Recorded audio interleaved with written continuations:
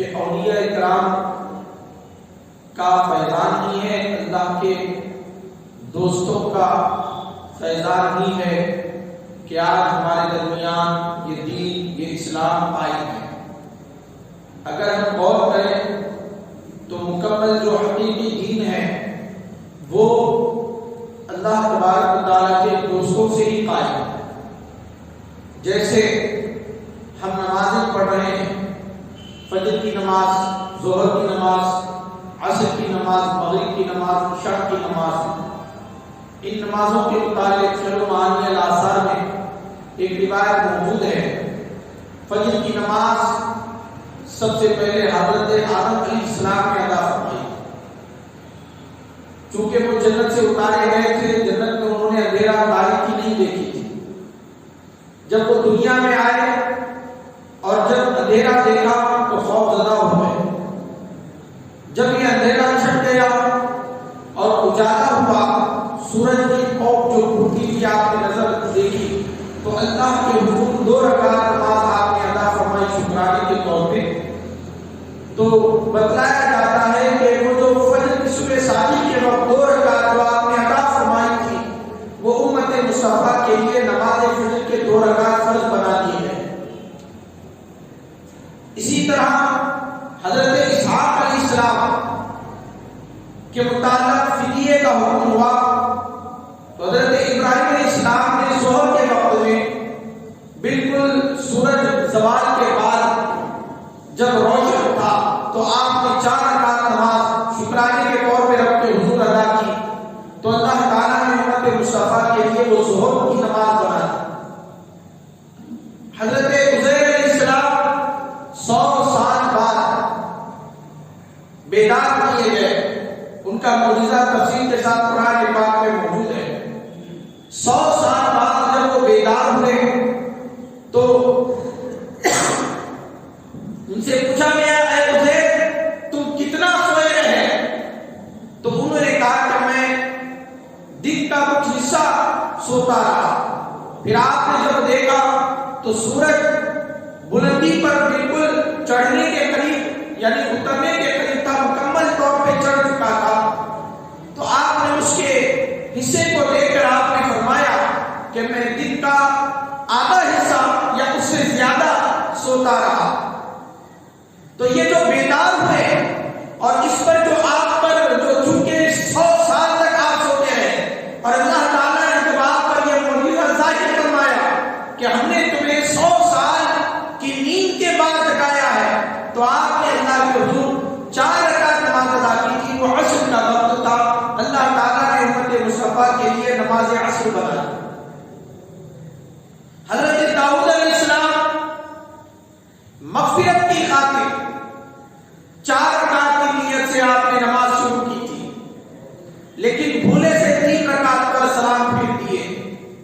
وہاں بھولے سے سلام پھیرے تھے، اللہ تعالیٰ نے انہی 3 رکعت کو امت مصطفیٰ کے لیے مغرب کے 3 رکعت فرض بنا دیا۔ اور آخری جو 4 رکعت فرض نماز عشاء کی ادا کیے جاتے ہیں، وہ ہمارے اور آپ کے پیارے نبی جناب محمد مصطفیٰ صلی اللہ علیہ وآلہ وسلم کی سنت مبارک۔ تو یہ ہے کہ اولیاء کرام ہی کے تو فیوز سے اور اللہ کے محبوب بندوں ہی کے تو فیوز و برکات سے ہمارے تک دین پہنچا، عبادات آئیں، ان کی اداؤں کو اللہ تعالیٰ نے دین متین کا جز بنا دیا، دین کا حصہ بنا دیا۔ اور آپ قربان جائیں، ان کی بھول کو اللہ تعالیٰ نے امت کے لیے پیروی کا ذریعہ بنا دیا۔ مغرب کی نماز جو کہ انہوں نے 3 رکعت پر بھولے سے سلام پھیر دیے تھے، تو اس سے معلوم ہوا اللہ کے محبوب بندوں کے فیضان کا عالم یہ ہے کہ وہ جان بوجھ کر تو دور، بھولے سے بھی اگر کوئی کام کر لے، کوئی خطا کر دے، تو اللہ تعالیٰ اس کے اندر بھی دنیا عالم کے لیے فیضان کر دیتا ہے، فیض و برکات کر دیتا ہے۔ جیسے آدم علیہ السلام بھولے سے وہ پھل کھائے تھے جس سے اللہ تعالیٰ نے آپ کو جنت میں منع کیا تھا،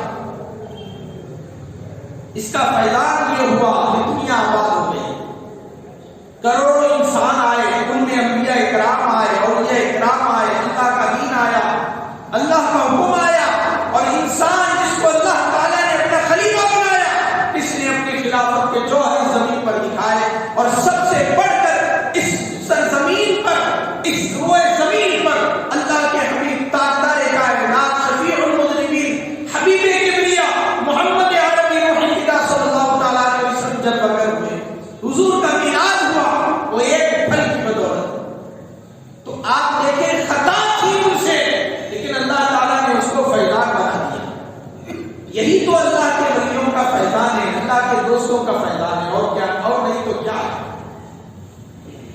حضرت عائشہ صدیقہ رضی اللہ تعالیٰ عنہ، حضرت اسماء جو ان کی بہن تھی، ان سے ایک ہار لی تھی، سفر پر گئی، واپسی میں ایک مقام پر پڑاؤ ڈالا، آپ قضائے حاجت کے لیے گئے، فارغ ہو کر جب آپ آئے تو ہار گلے میں موجود نہیں تھا، کہیں گر گیا، میں پریشان ہوئی، حضور کے سامنے عرض کیا، اب سرکار نے فرمایا ہار تھا، اسماء کی امانت ہے، چھوڑ کر جانا آسان بات نہیں ہے۔ صحابہ کو حکم فرمایا وہ ہار کو ڈھونڈا جائے، اس ہار کو ڈھونڈتے ڈھونڈتے اتنا وقت نکل گیا کہ نماز کا وقت بالکل تنگ ہو گیا، اب نماز ادا کرنا تھا، پانی موجود نہیں ہے۔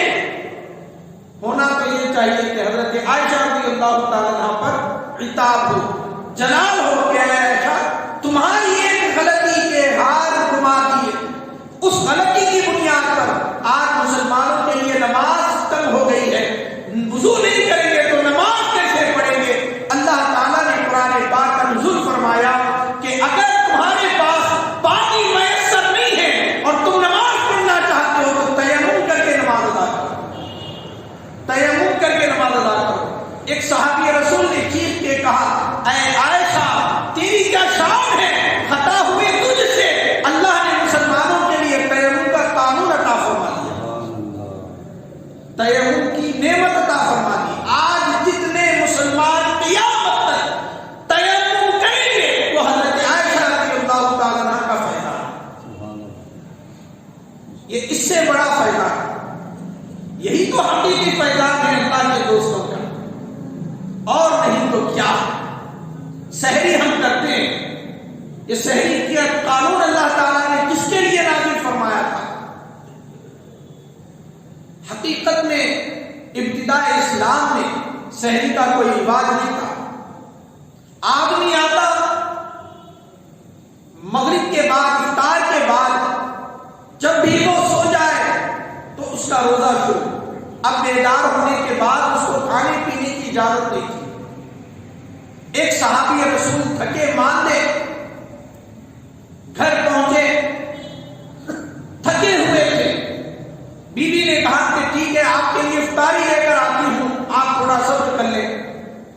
ان کو بٹھا کر وہ افطاری لانے کے لیے گئی، ان کی آنکھ لگ گئی، جب وہ بیدار ہوئے تو بیوی نے کہا کہ کچھ تو کھا لیجیے، اس طرح نقاہت میں، کمزوری میں کیسے وقت گزار سکتے ہو؟ آپ نے فرمایا کہ نہیں کھا سکتا۔ کیسے کھاؤں؟ روزہ شروع ہو چکا، میرا روزہ شروع ہو چکا، میں روزے کی حالت میں نہیں کھا سکتا، روزہ نہیں چھوڑ سکتا، اللہ کی طرف سے فرض کیا ہوا ہے، میں نہیں چھوڑ سکتا۔ یہ ماجرا حضور کی بارگاہ میں سنایا گیا کہ ان کی یہ عذر ہے، ان کی یہ پریشانی ہے، کیا اب بھی انہیں روزہ کنٹینیو کرنا ہے؟ اللہ تعالیٰ نے قرآن پاک کا نزول فرمایا وَحِلَّ لَكُمْ لَيْلَةَ الصِّيَامِ رَفَثُ نِسَاؤُكُمْ، اللہ تعالیٰ نے فرمایا ہم تمہارے لیے سحری کا قانون نازل فرماتے ہیں، اب روزے کا وقت رات میں جاگنے سے نہیں ہوگا، صبح صادق سے غروب آفتاب تک تمہارے روزے کا وقت رکھ دیا جاتا ہے، اس سے پہلے تک جب بھی تم کھا سکو تم کھا لیا کرو، حتیٰ کہ حضور نے فرمایا سحری کا وقت آخری حصے میں سحری کھانا زیادہ ثواب کا ذریعہ ہے۔ سبحان اللہ،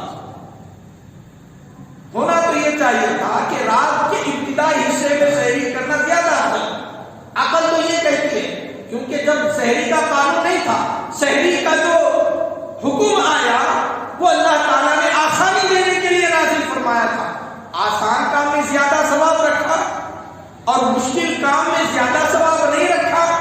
یہ کیا بات ہوئی؟ حضور نے فرمایا اے میری امت تم کمزور امت ہو, تمہارے اندر محنت نہیں ہے, تم سے وہ محنتیں نہیں ہو سکتی, اسی لیے ہم تمہاری کمزوری کو دیکھ کر آسان احکام میں زیادہ ثواب رکھ دیتے ہیں. آسان احکام میں زیادہ ثواب رکھ دیتے ہیں. تو جتنے لوگ سحری کرتے ہیں وہ صحابہ کا فیضان ہے.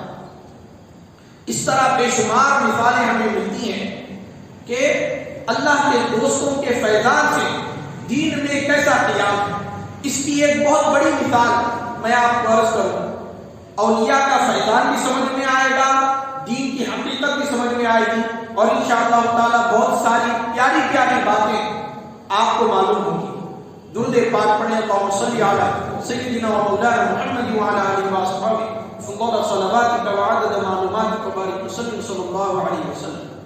حضور نے فرمایا صلو کما رأیتمونی اصلی, تم نے مجھے جیسے نماز پڑھتے دیکھا ہے ویسے نماز پڑھو. میری جیسے تم نے نماز سنی ہے ویسے پڑھو نہیں, جیسے تم نے نماز پڑھتے مجھے دیکھا ہے ویسے نماز پڑھو. تو اس کا کیا مطلب ہے؟ آج 1400 سال بعد جو مسلمان نماز پڑھتے ہیں, اب سرکار کو تو انہوں نے نماز پڑھتے نہیں دیکھا, اب وہ کتابوں کی طرف چلے جائیں گے. جب کتابوں کی طرف چلے جائیں گے آقا صلی اللہ علیہ وسلم کی بہت سی سنتیں سامنے آتی ہیں. ایک سنت سینے پر ہاتھ باندھنا, ایک سنت ناف کے نیچے ہاتھ باندھنا, ایک سنت ہاتھ چھوڑ کر نماز پڑھنا. اب بندہ نماز پڑھے تو کیسے نماز پڑھے؟ کتابوں میں پڑھ کر نماز پڑھے یا حضور کو دیکھ کر نماز پڑھے؟ سرکار کو دیکھنا تو ممکن نہیں تھا, تو پھر ایک ہی صورت تھی کتابوں میں دیکھ کر نماز پڑھنا. لیکن اللہ کا کتنا بڑا فضل ہوا, اللہ کے فضل و کرم سے 4 مسالک وجود میں آئے. امام اعظم ابو حنیفہ رحمۃ اللہ تعالیٰ علیہ, امام شافعی رحمۃ اللہ تعالیٰ علیہ, امام احمد بن حنبل رحمۃ اللہ تعالیٰ علیہ اور امام مالک رحمۃ اللہ تعالیٰ علیہ, اس سے 4 مسالک وجود میں آئے. اور اللہ کے رسول کا فرمان تھا العلماء ورثۃ الانبیاء, علماء انبیاء کے وارث ہوتے ہیں. اب سرکار کے فرمان کا مطلب یہ ہوا کہ اے میرے امتیوں, اگر تم بعد میں آئے ہو, میرے بعد آئے ہو اور مجھے نماز پڑھتے نہیں دیکھے ہو, میرے وارثین کو دیکھ لو, ان کی نماز کو دیکھنا میری نماز کو دیکھنے کے برابر ہے. تو اب امام اعظم کی نماز کے مطابق نماز پڑھنا سرکار کی نماز کے برابر نماز پڑھنا. امام شافعی رحمۃ اللہ تعالیٰ علیہ کی طرح نماز پڑھنا آقا صلی اللہ علیہ وسلم کو دیکھ کر نماز پڑھنے کے برابر ہے. اس سے بڑا فیضان اور کیا ہو سکتا ہے کہ جو ہم نماز پڑھ رہے ہیں اس حدیث پر عمل ہو رہا ہے. صلو کما رأیتمونی, جیسے مجھے نماز پڑھتے دیکھا ہے ویسے نماز پڑھو, جیسے مجھے دیکھا ہے. حالانکہ یا رسول اللہ ہم آپ کو تو نہیں دیکھ سکتے, آپ کے صحابہ نے آپ کو دیکھا. تو حضور یہی فرمائیں گے صحابہ نے مجھے دیکھا, صحابہ کو تابعین نے دیکھا, تابعین کو تبع تابعین نے دیکھا, تبع تابعین کو ان کے یاروں نے دیکھا, ان کے یاروں کو ان کے یاروں نے دیکھا. میں تم تک نہیں ہوں, میری سنت تم تک پہنچے گی. میرے ولیوں کے ذریعے سے, میرے عاشقوں کے ذریعے سے, میرے وارثین کے ذریعے سے میری سنت تم تک پہنچے گی. تو حقیقت میں محترم بزرگوں اور دوستوں, جو ہم نماز ادا کر رہے ہیں, یہ جو صحیح طریقے سے جو ہماری نماز ادا ہو رہی ہے, اللہ نے تو فرمایا قوموا للہ قانتین, اللہ کے حضور خشوع اور خضوع سے کھڑے ہو جاؤ. اللہ نے تو فرمایا, لیکن کھڑے کیسے ہونا ہے یہ کردار بزرگوں میں نظر آئے. بزرگوں کی کردار میں معلوم ہوگا کہ کیسے کھڑے ہونا ہے. ہاتھ باندھنا کیسے ہے یہ بزرگوں کی کردار سے معلوم ہوتا ہے. اس طرح بہت سی باتیں. اب ایک اور پہلو جو اولیاء اکرام, جو آقا صلی اللہ علیہ وسلم کے زمانے اقدس کے بعد جن کو عام طور پہ صوفیہ کہا جاتا ہے, ان کے ذریعے سے جو فیضان ہوا وہ یہ ہوا کہ بہت سی ایسی چھوٹی چھوٹی باتیں تھیں وہ رہنے کو تو بہت بڑی تھی، دکھنے میں تو بہت بڑی تھی، لیکن نظر آنے میں چھوٹی چھوٹی تھی۔ وہ بھی پردے اٹھ گئے ان کی سیرت کے تبرک سے، ان کے فیضان سے، اور لوگوں کے درمیان آشکار ہوا حلال و حرام کی تمیز کرنا وغیرہ۔ اس کی بہت سی مثالیں ملیں گی۔ مثال کے طور پہ آپ دیکھیے، تجارت ہم کرتے ہیں، کاروبار، بزنس، یہ انسان کی ایک ضرورت ہے، لیکن اس کے اندر ہر کوئی منفعت کما سکتا ہے، منافع کما سکتا ہے، اس کو یہ اختیار ہے۔ 20 روپے کی چیز حیدرآباد سے لا کر ناگر قانون میں 30 روپے میں فروخت کر سکتا ہے، اسلام نے اس کے لیے اجازت رکھی، لیکن وہ اس کے اندر دھوکہ نہیں دے سکتا، اس کے اندر وہ فریب نہیں کر سکتا، جھوٹ نہیں بول سکتا، جھوٹ نہیں بول سکتا۔ جیسے کہ میں گاہک سے 20 روپے میں خرید کر لا رہا اور ناگر قانون میں بیچ رہا ہے 30 روپے میں، اور گاہک سے کہہ رہا ہے کہ میں ٹھیک ہے خریدا ہوں 30 روپے میں، آپ کو بھی دیتا ہوں 30 روپے میں، یہ جھوٹ ہو گیا ہے، یہ گناہ ہو گیا۔ منافع کمانا غلط نہیں ہے، لیکن جھوٹ بول کر منافع کمانا غلط ہے۔ لایا تھا 20 روپے میں، خریدا تھا 20 روپے میں، جب خریدا تھا 20 روپے تھا، اب وہ 30 روپے خریدی بول کر نہیں بیچ سکتا، اس کے لیے الفاظ بتلائے گئے کہ وہ یہ کہہ سکتا ہے کہ بھئی چونکہ ٹرانسپورٹ بھی اس کے لیے رکھا تو ممکن ہے کہ ٹرانسپورٹ کے ملا کر وہ چیز جو 20 روپے میں خریدا تھا ناگر قانون کو لاتے لاتے 25 کی ہو گئی، تو وہ یہ کہہ سکتا ہے کہ مجھے یہ چیز 25 روپے میں پڑی ہے، 25 روپے میں پڑی ہے، تو یہ بالکل درست بات ہوگی، مجھے پڑی 25 روپے میں، اگر میں آپ کو 25 میں دوں گا تو میرے لیے کیا منافع ہوگا، میرے لیے فائدہ کیا ہوگا، تو یہ کہہ کر وہ دے سکتا ہے۔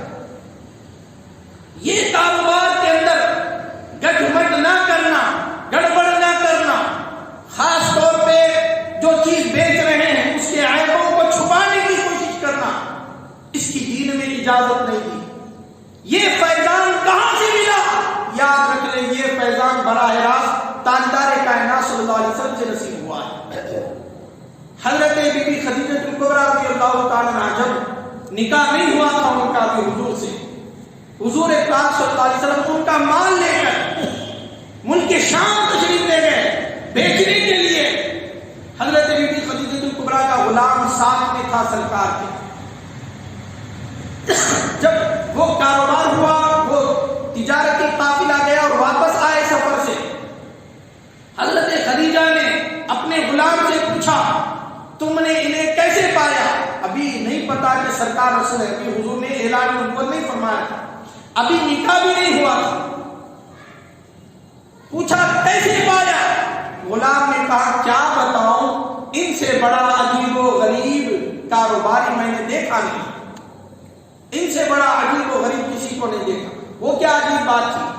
تو غلام نے کہا کہ جب یہ کوئی چیز بیچتے تھے تو پہلے چیز کے عیوب بیان فرما دیتے اور ان عیبوں کی وجہ سے جو دام مقرر تھا، کپڑے بیچ رہے ہیں، کپڑے حضور پاک صلی اللہ علیہ وسلم لے کر گئے تھے، فروخت کیے، تو فرمایا کہ پہلے کپڑوں کے جو تھان تھے، ہر تھان کا دام اس کے عیوب کے مطابق آپ نے طے کیا اور اس کو فروخت کرنا چاہا۔ لوگوں نے سمجھا یہ پہلا کاروباری معلوم ہوتا ہے جو عیب پہلے سناتا ہے، دام بعد میں بتاتا ہے، اس پر زیادہ بھروسہ کیا جا سکتا ہے۔ سرکار پر لوگوں نے بہت بھروسہ کیا اور ان سے زیادہ چیزیں خریدی گئی، لیکن ایک عجیب بات تھی کہ ہر دکاندار اپنی چیز کا عیب چھپانے کی کوشش کرتا ہے، لیکن انہوں نے عیبوں کو بتا بتا کر بیچا۔ یہی وہ بات تھی جو حضرت بی بی خدیجہ کبریٰ کو پسند آئی اور سرکار کے پاس پیغام نکاح بھیجا، حضور نے اس کو قبول کر لیا۔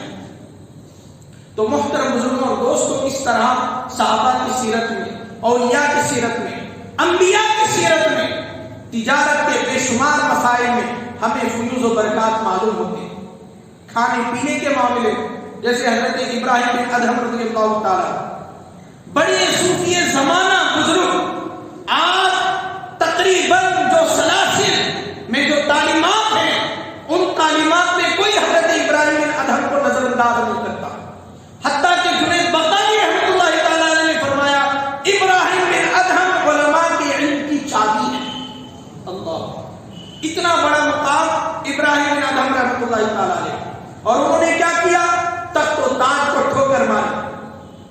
اور فقیری کو اختیار کیا اللہ کی رضا کے لیے. بڑے عابد عبادت گزار تھے. ان کو ایک مرتبہ قبض ہو گیا. قبض کا مطلب ہمارا قبض نہیں، ہمیں قبض ہوتا ہے تو ہمارا پیٹ کھل جاتا ہے. کھانا ہضم نہیں ہوا تو ہم اسے قبض سمجھتے ہیں. ابراہیم بن ادہم کو جو قبض ہوا تھا وہ قبض یہ تھا کہ ان کی عبادت سے لذت چلی گئی. عبادت میں لذت نہ رہی. نمازیں پڑھ رہے ہیں، سجدوں پہ سجدے کر رہے ہیں، لیکن وہ مزہ اور وہ لذت محسوس نہیں کر رہے. بہت پریشان رہے، بے چین رہے کہ کیا کریں، پتہ نہیں کیوں ایسا ہو گیا کہ یہ لذت عبادت مجھ سے چھین لی گئی. بہت پریشان ہوئے، رویا کرتے تھے، اللہ کے حضور گر گرایا کرتے. پریشان ایک مرتبہ بہت بے چین بیٹھے بیٹھے نیند لگ گئی، سو گئے. دو فرشتے خواب میں تشریف لائے اور ایک دوسرے سے بات کرنے لگے. تو ایک فرشتے نے دوسرے سے پوچھا، ان صاحب کا کیا معاملہ ہے، یہ کیوں بے چین ہے، یہ کیوں پریشان ہے؟ تو کہنے لگا یہ تو بڑے اچھے نیک بندے ہیں، اللہ کے محبوب ہیں، یہ عبادتوں میں محنت کرتے ہیں، کوششیں کرتے ہیں، لیکن پھر کیا بات ہے کہ ان کی لذت چلی گئی؟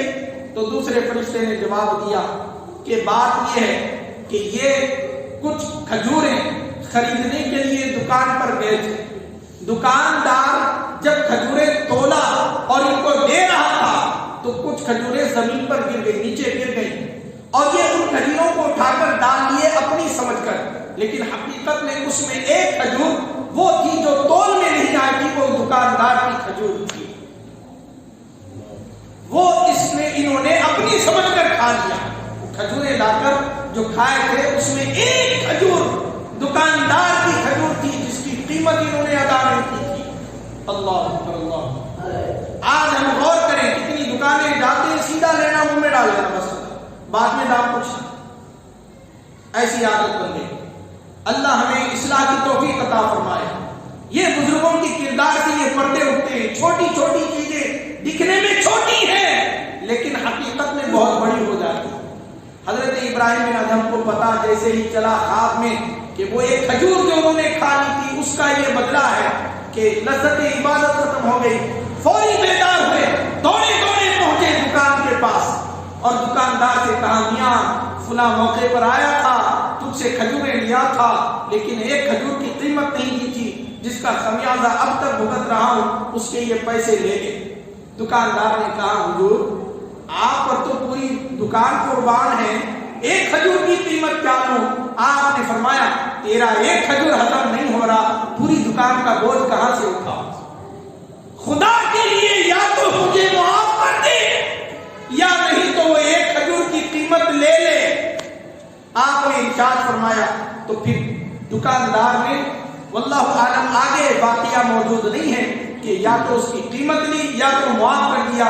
لیکن محترم بزرگوں اور دوستوں، آج اگر ہم غور کریں کہ ہماری دعائیں قبول نہیں ہو رہی، ہم نے عبادتوں میں لذت نہیں ہے، تو پھر شاعر نے بڑی پیاری بات کہی تھی، طیب ان کے جلووں کی بات آرزو کرنا، پہلے اپنی نظروں کا جائزہ ضروری. پہلے اپنی نظروں کا جائزہ ضروری. یہ عبادتوں کی طاقت اور قوت اور جو قوت ایمانی ہے یہ بزرگوں کی سیرت سے پتہ چلتا ہے. دنیا میں کہاں تک دل لگانا، کہاں تک دل نہیں لگانا، یہ بزرگوں کی تعلیمات سے پتہ چلتا ہے. یہی ان کا سب سے حقیقی فیضان ہے. اس سے بڑھ کر ان کا فیضان کیا ہو سکتا ہے؟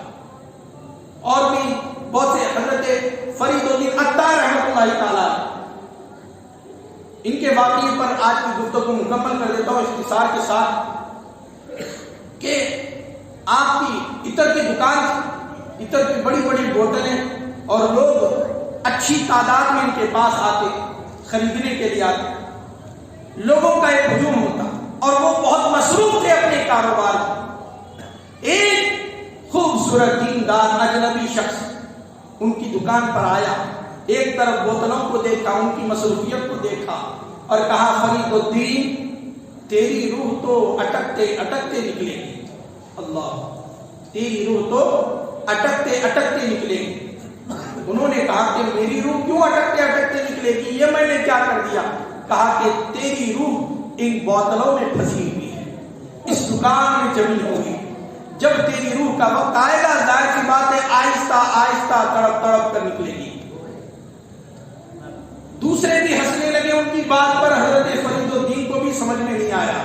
آپ نے فرمایا ٹھیک ہے میری روح اٹک اٹک کر نکلے گی تو کیا تیری روح بڑی آسانی سے نکلے گی؟ تو کہا کہ ہاں میری روح تو کہیں بھی اٹکی بھی نہیں ہے, کسی چیز میں پھنسی بھی نہیں ہے, میری روح تو ہمیشہ یاد الہی میں مستغرق رہتی ہے. اے فرید الدین میری روح تو بڑی آسانی سے ایسی نکل جائے گی تمہیں پتا بھی نہیں چلے گا, تمہیں پتا بھی نہیں چلے گا. حضرت فرید الدین نے کہا کہ اتنی آسانی سے کیسے نکلے گی؟ تو وہ بزرگ فوری لیٹ گئے اور آنکھیں بند کر لی, لیٹ گئے اور آنکھیں بند کر لی. وقت گزرا آنکھیں نہیں کھول رہے ہیں. حضرت فرید الدین نے کہا جانے دو اب چھوڑو بات کو, اب اٹھ جاؤ. لیکن جب دیکھا تو واقعتاً روح نکل چکی تھی. اللہ, یہ واقعہ دیکھنا تھا. جتنے گاہ تھے چیخیں مارے, فرید الدین عطار نے بھی چیخیں ماری اور سمجھ گئے کہ ان کے سمجھانے کا مطلب کیا تھا.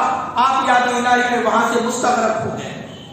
تو آپ نے دیکھا کس طرح غفلت والوں کو نیند سے بیدار کرنے والے یہ اولیاء اکرام ہوتے. یہ ان کا سب سے بڑا فیضان تھا.